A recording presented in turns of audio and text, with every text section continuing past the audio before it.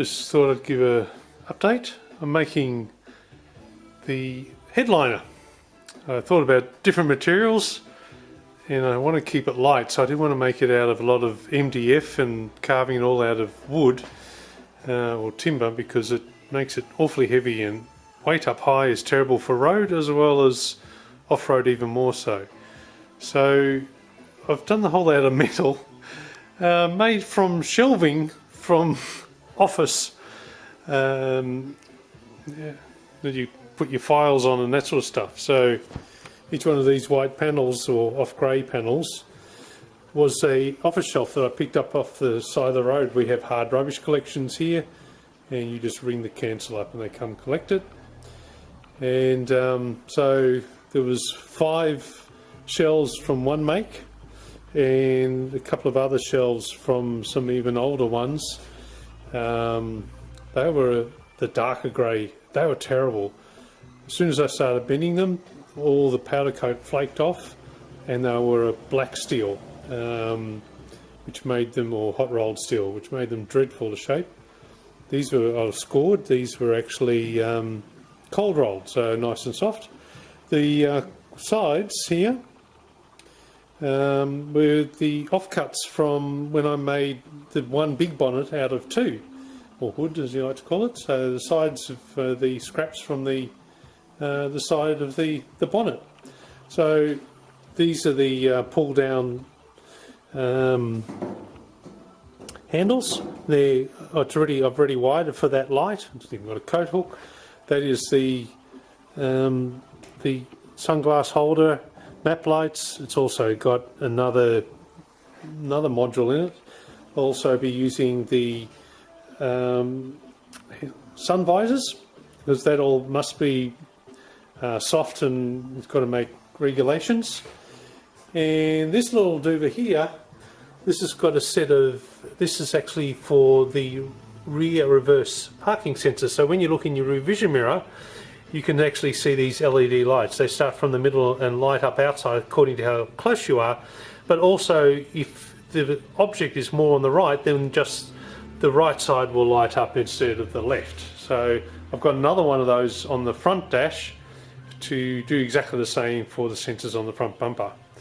So that gives you a bit of an idea of what I've been up to. Another thing, I've got very good news. My engineer came out and saw it in the flesh for the first time. I had been consulting him during the chassis stage, and I wanted him to check everything out before I put the interior, start putting interior in. And he's given it the all clear and found not a single thing that I need to alter. So that has been a good relief that I've been doing the right thing all this time. And so yeah, we're on the road to getting this registered. Maybe I'm hoping in the beginning of next year, so I can just drive it around in bare metal during the summertime. Alright, I'll add to this in a sec. Alright, so this is with the headliner in place. So there's actually fixing points behind here as well as back there, because the donor composite material that the headliner material is attached to is not strong enough to support it. So I've had to make the brackets the same depth behind the headliner for all that to attach. And the same goes also, I've got a frame behind where the pull down handles to help you in and out are attached as well. So that's all actually through to the cab frame to support all that. So that gives you a bit of an idea of what it looks like in. So that little piece here is where you saw the reverse parking sensor mounted before. So this is almost done, just a little bit more trimming, final trimming. I always leave a little bit extra until the last little bit, so that when the final shapes is in place, that it all can be finished off. So the next stage is to completely paint the headliner the steel headliner I've made, top and bottom, and then the same material as is on the donor vehicle, because remember, I'm trying to make it into the cab look as much like 2008. So there's all harmonious, that everything on the inside of the cab looks like 2008. So it all matches in with the dash, the instruments, the leather bucket seats that are all heated and everything like that.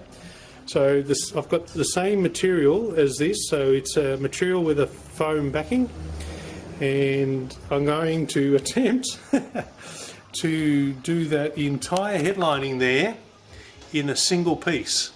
So you have to wish me luck on that one, because even the pros sweat at that one, so I'm probably taking on more than I should, but hey, you don't know until you try, do you?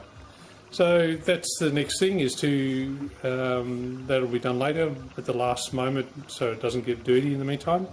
The whole headliner will get covered in that foam material, and I've also got an adhesive closed cell foam to go on the back of the headliner to give a bit more sound insulation. So after that, the next step is to make a whole one-piece rear wall, which I'll also do in steel. I've got some more upcycling to do. It's the actual back of a filing set of shelves, so that's only 0.6 mil, so it's pretty thin, but it's perfectly fine for the vertical situation, where it will also be foam covered, and then a synthetic leather will go over the top in one piece from one end to the other, so it'll curve around the corners, so curve the same as up around the top there, come around the window up and down, and also down over the hump, the transmission hump, so that will all be next one piece with all hidden fasteners. I'll probably use Christmas tree attachments that will go into the rear cross member, etc. So that's the next big job once the headliner is finished, and then we can move on to doing the carpet and etc.